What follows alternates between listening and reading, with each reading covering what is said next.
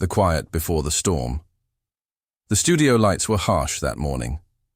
Ana de Armas stood in front of the tall mirror in her dressing room, her fingers slightly trembling as she adjusted the soft fabric of her dress. She had done hundreds of interviews before, but today felt different. Maybe it was the way the producers had been whispering behind the cameras, or maybe it was how the host had glanced at her script with a half smile, like he was already planning a punchline. Ana took a deep breath. Her accent had always followed her like a shadow, sometimes soft, sometimes loud, but never invisible. And today, she could feel it tightening around her throat again. Keanu Reeves was seated quietly in the next room, flipping through the same script. He wasn't supposed to say much today. The spotlight was on Ana. It was her breakout role, her moment to shine. But something about the tone of the questions, the subtle underlining of mockery wrapped in fake politeness, made him uneasy. He had seen it before. They praised actors from different countries for being exotic or charming, but then laughed when they mispronounced a word. It wasn't new. It was just hidden better. The show started, flashing lights, cheerful music, a loud, confident host whose smile didn't reach his eyes. Ana walked onto the stage with grace. The audience clapped.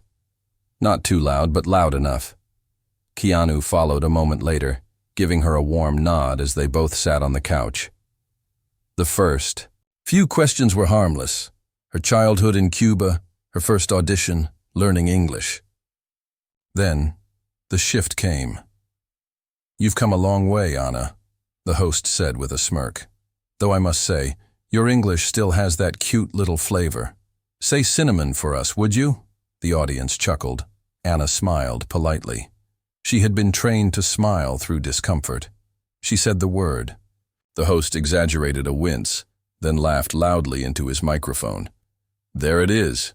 Adorable, right, folks?" Keanu's hand tightened on his knee. "So," the host continued, turning the page, "how do you manage with such a strong accent? On set? Do directors ever ask you to, tone it down a little?" Ana's face didn't change, but inside, her heart dropped. She had worked so hard, studying, rehearsing, re-recording lines at night just to get a single syllable. Right. And still, the world only heard the way she said things, not what she said. "Actually," she began carefully, "I try to—" But the host interrupted. "Maybe Keanu helps her practice with flashcards at night, eh?" Another wave of laughter. Ana froze. That's when Keanu spoke. His voice was low, calm, but it cut through the room like a blade. "You know," he said slowly, "I've worked with a lot of people in my life. Some speak 10 languages. Some speak 1. Some say everything perfectly. Others say things with a fire that no grammar book can teach." The host blinked. The audience quieted. Keanu turned to Ana. "What matters isn't how she says her words. It's that she means them. I've seen her bring an entire crew to tears with just one scene. No translation needed. And if you're still stuck on her accent, then maybe you're not really listening." For a moment, silence filled the room. Not the awkward kind, the heavy kind. The kind that makes people shift in their seats because they realize they've been clapping for the wrong reasons. Ana looked at Keanu, her eyes wide. She hadn't expected him to speak up. She hadn't even realized how tightly. She'd been holding her breath. The host laughed nervously. "Well, that's certainly one way to look at it," he said, shuffling his cards. But it was too late. The mood had changed. After the show, the crew moved quickly to clear the stage. Ana sat quietly, still absorbing what had just happened. Keanu walked over, his voice softer now. "You okay?" She nodded. "Thank you," she said, her voice cracking a little. He smiled. "Never let anyone make you small, especially not for being who you are." That night, the clip went viral. People around the world watched that moment, the mocking question, the painful silence, and Keanu's unexpected stand. Hashtags spread. Fans flooded Anna's account with messages of love. But more importantly, countless people shared their own stories of being laughed at for their voices, of hiding their accents, of shrinking themselves to fit in. And in quiet rooms across the world, someone whispered aloud a word they used to avoid. Because now, they felt seen. Anna watched it all unfold from her apartment, sitting beside her window, as the lights of the city blinked below. She didn't cry. She didn't cheer. She just breathed, deeper and freer than before. And somewhere in the distance, she could still hear Keanu's voice.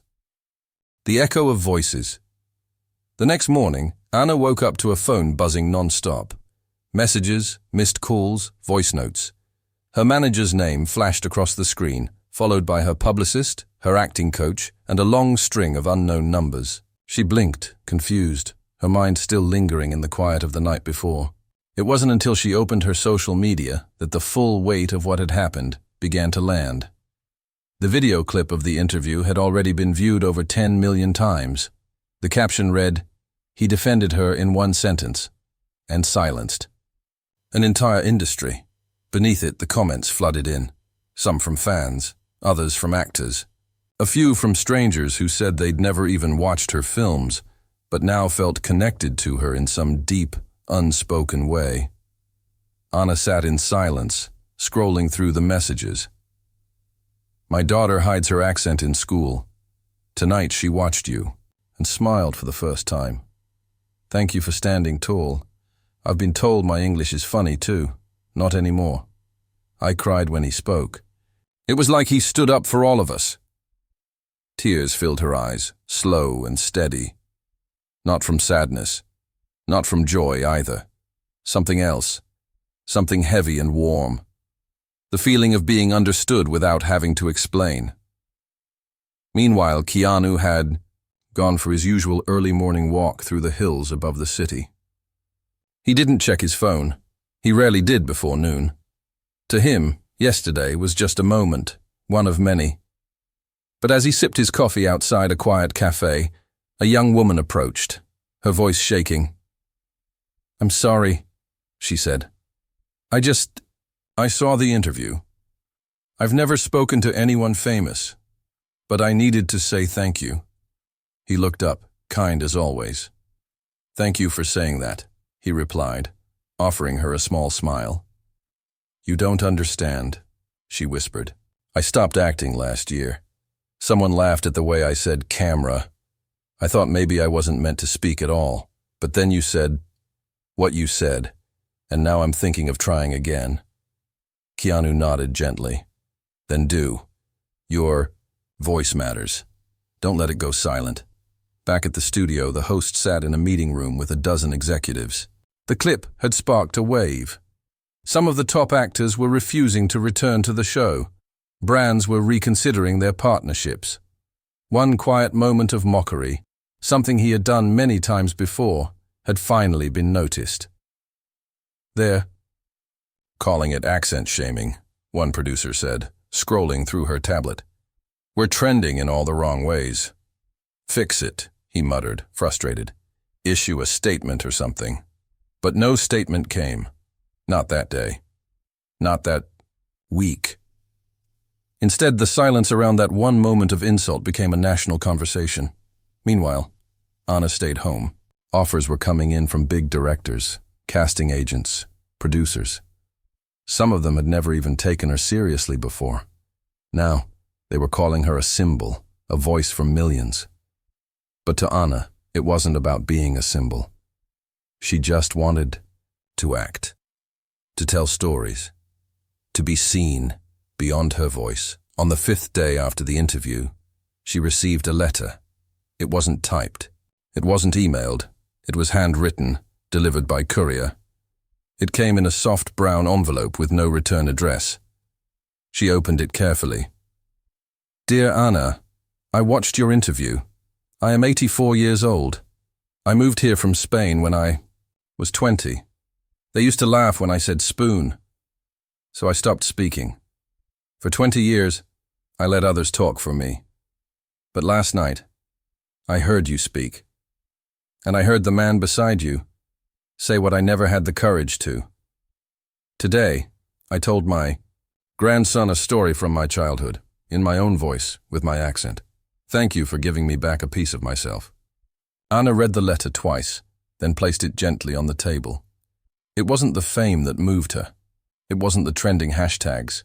It was that letter, that voice, that person finally using their words again after decades of silence. Later, that night, she called Keanu. I just wanted to say, she paused, trying to find the right words. You didn't just defend me.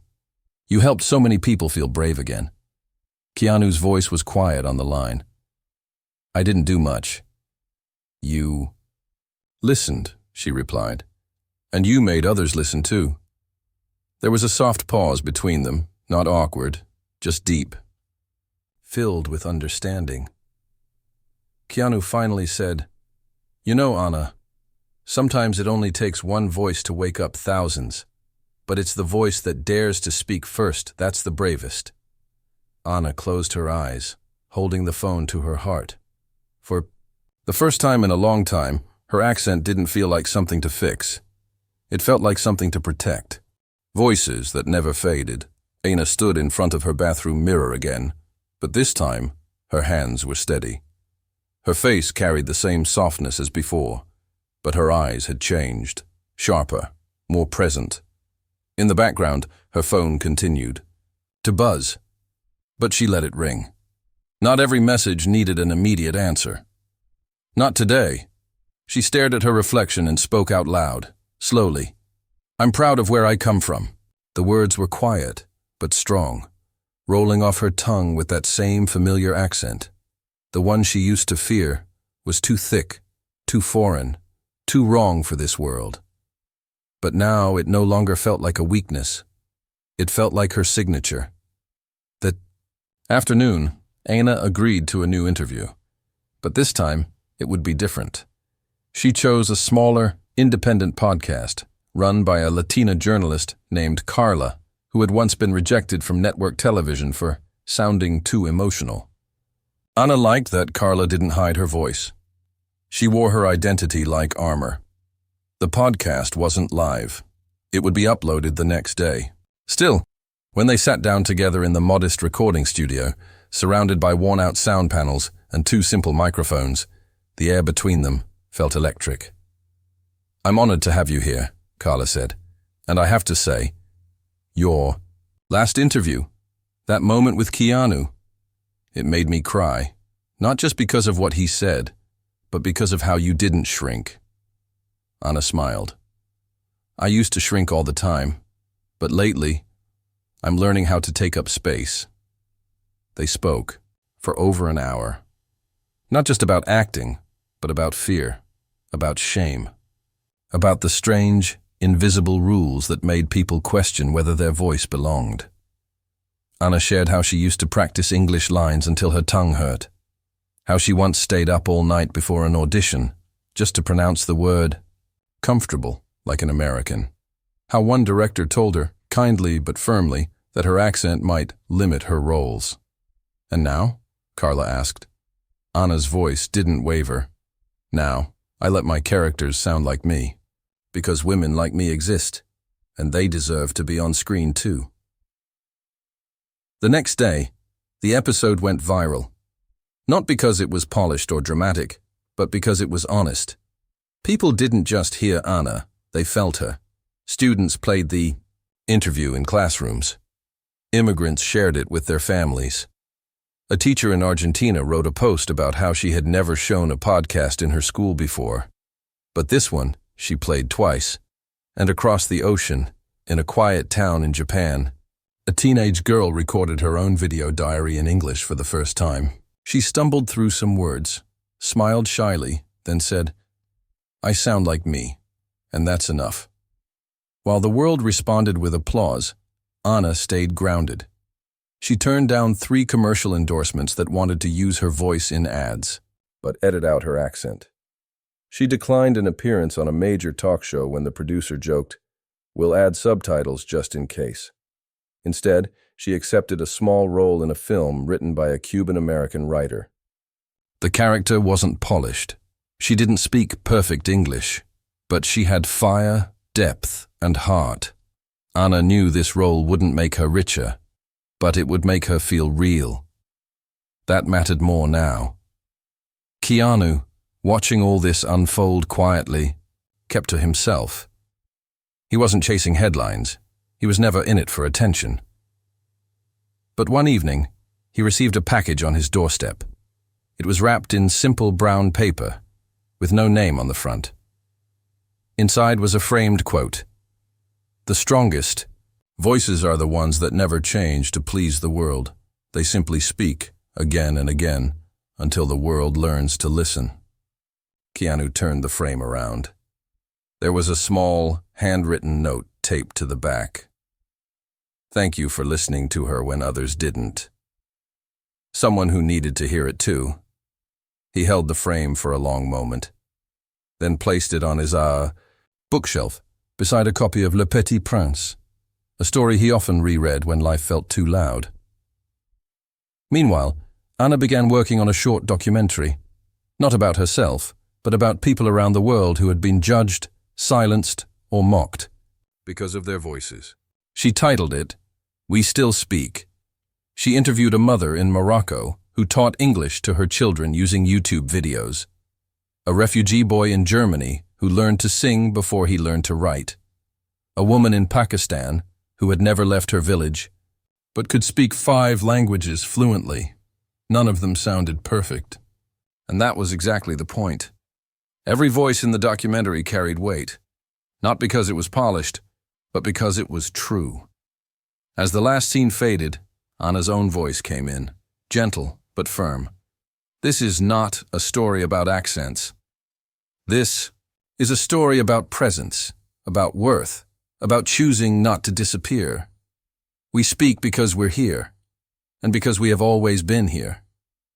The voices that shook the world. Anna sat alone in the editing room, headphones wrapped around her ears, her eyes fixed on the screen in front of her. She had watched the same footage 5 times, but this time, something felt different. In the frame, a teenage girl from Istanbul was explaining how she'd been mocked for her accent during a school exchange trip. Her voice trembled, but she didn't stop talking. Anna whispered to herself, "She's so brave." The documentary We Still Speak had grown larger than she'd imagined. What started as a simple passion project now had backing from independent studios, schools, language organizations, and even international education forums. Messages poured in from young artists, immigrant workers, and mothers raising bilingual children. They weren't just thanking her. They were asking how to join, how to help, how to speak louder. But not everyone was cheering. Behind closed doors, some industry executives were uncomfortable.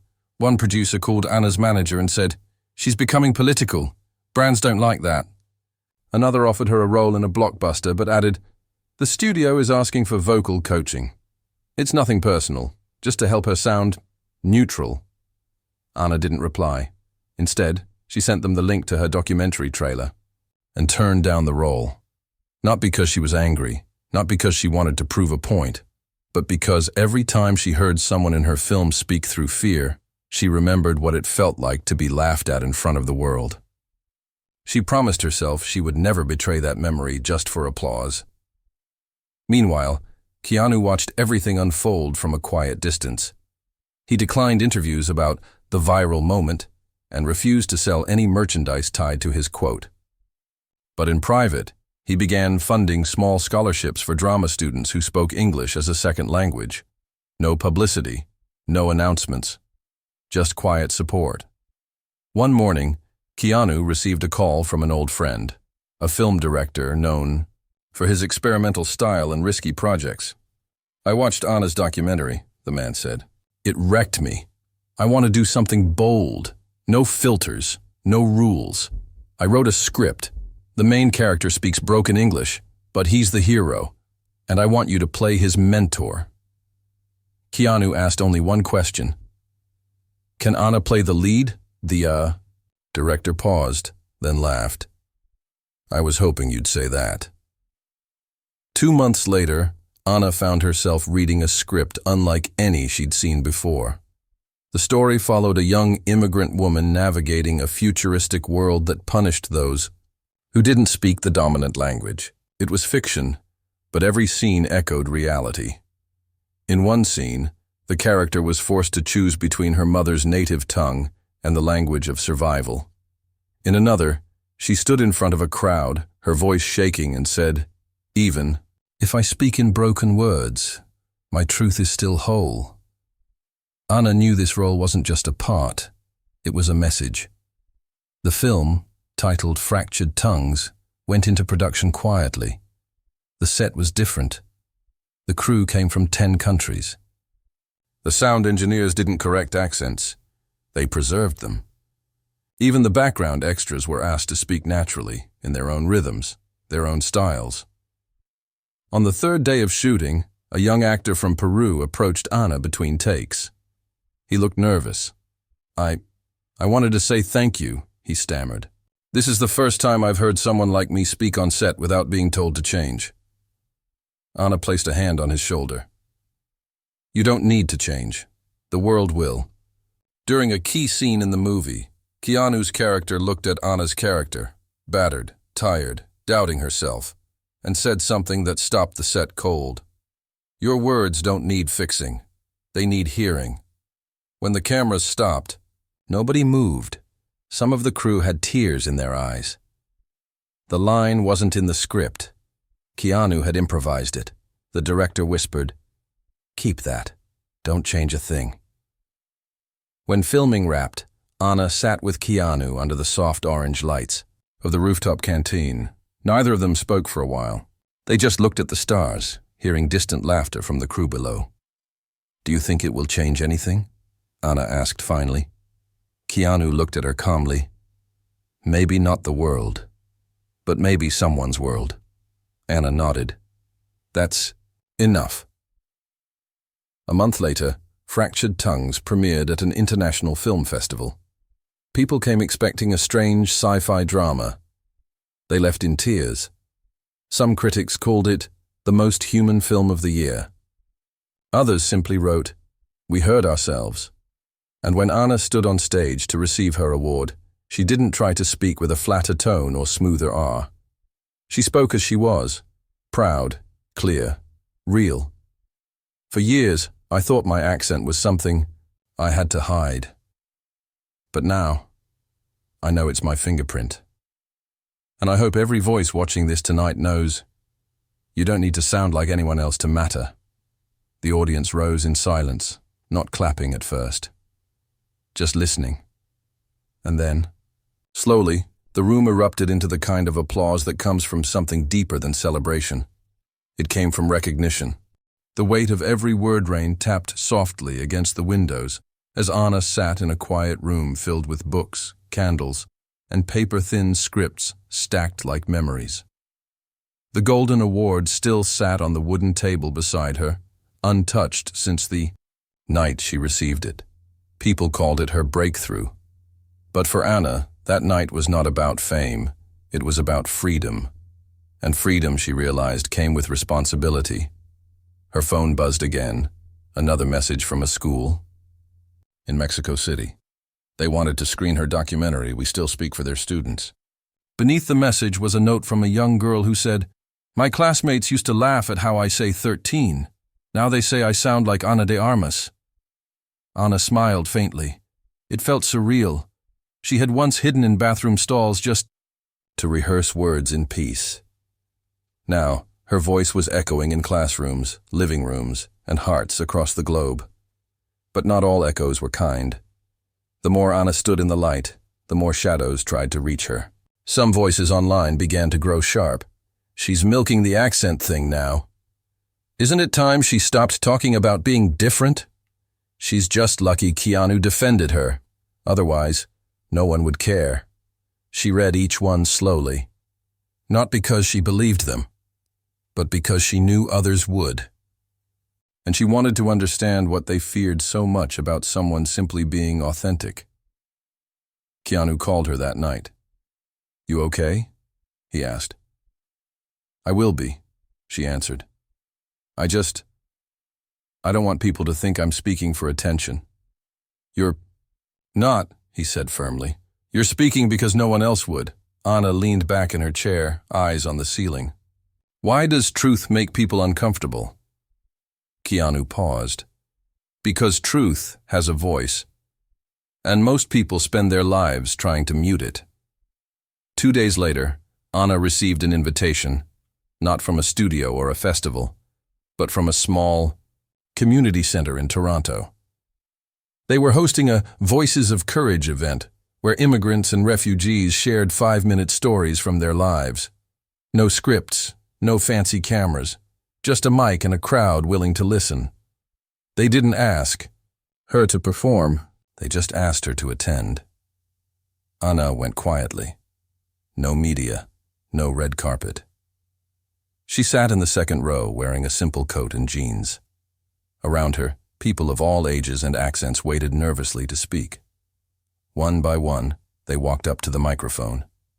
Teenage boy with a stutter talked about reciting poems to his sick mother.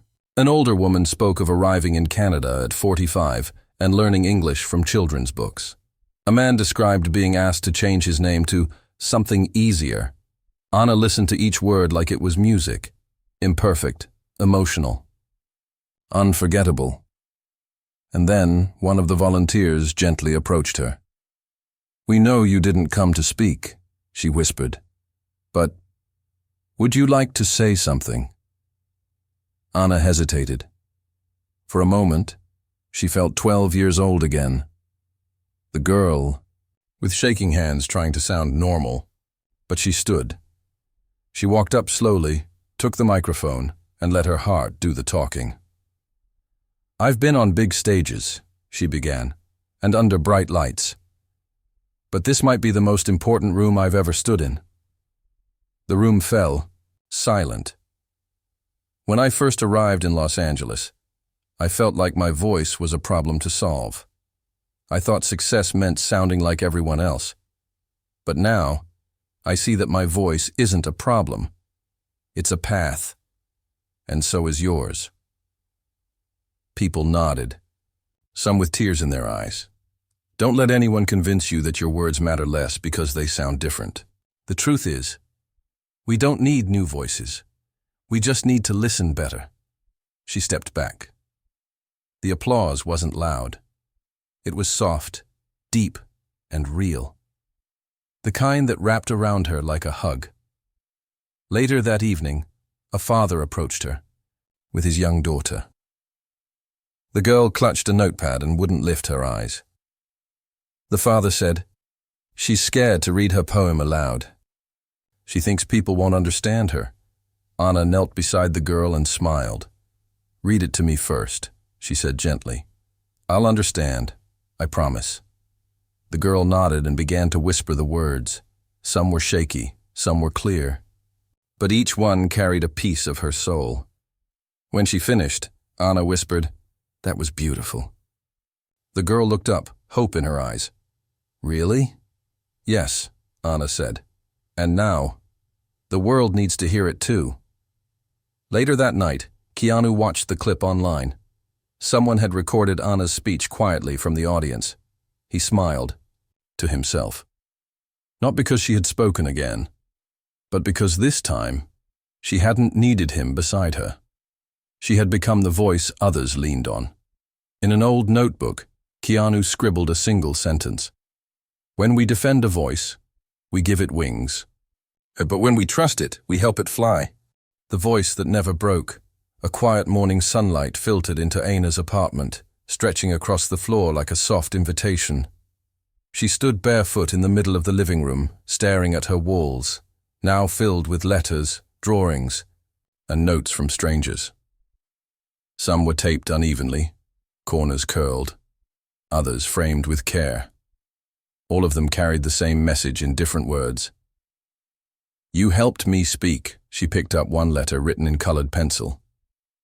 It was from a little boy in South Africa who had watched her documentary. It said, "They laughed when I said computer, but I said it again anyway.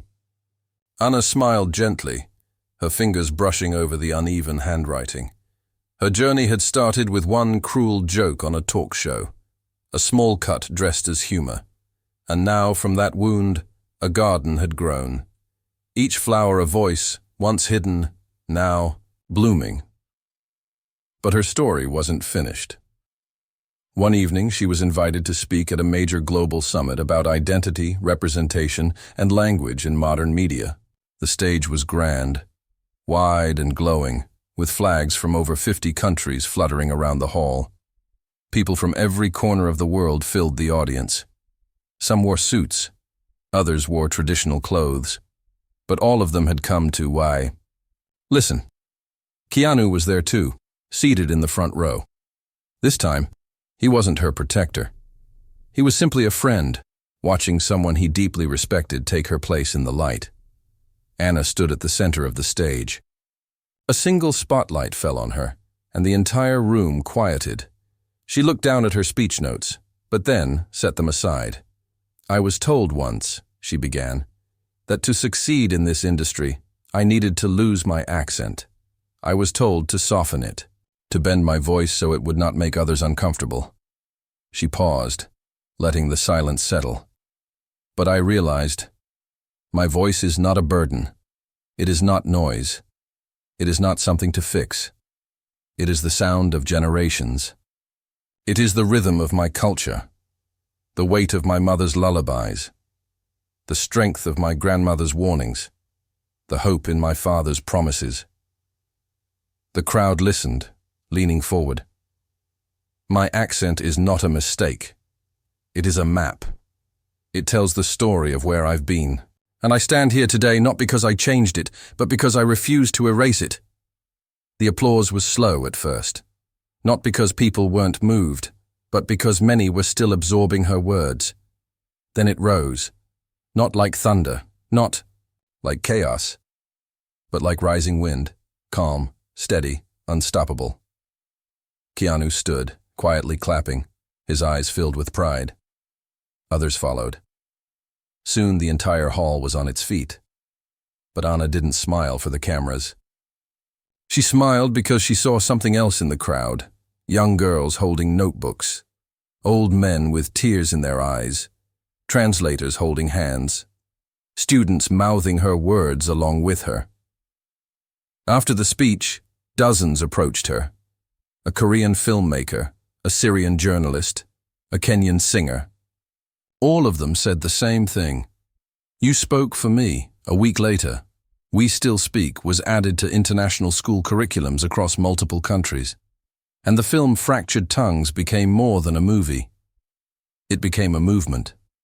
Theaters hosted accent nights, where guests were encouraged to speak on stage in their natural voices. Some stuttered, some cried, but no one was laughed at. Not anymore. Anna didn't take every job that came her way after that. She chose carefully. Her roles reflected her truth. Her films spoke not only to entertain, but to remind. And through it all, Keanu stayed in the background, not as a star, but as a steady flame. Quiet, thoughtful, always listening. They met often for coffee, walking through city parks where no one asked for autographs. One day, as they sat on a park bench watching children play, Anna turned to him and said, "Do you ever wonder what would have happened if you hadn't spoken that day?" He looked at her, peaceful. "You would have still risen," he said. "Maybe not the same way, maybe slower. But your voice was always strong. It just needed space."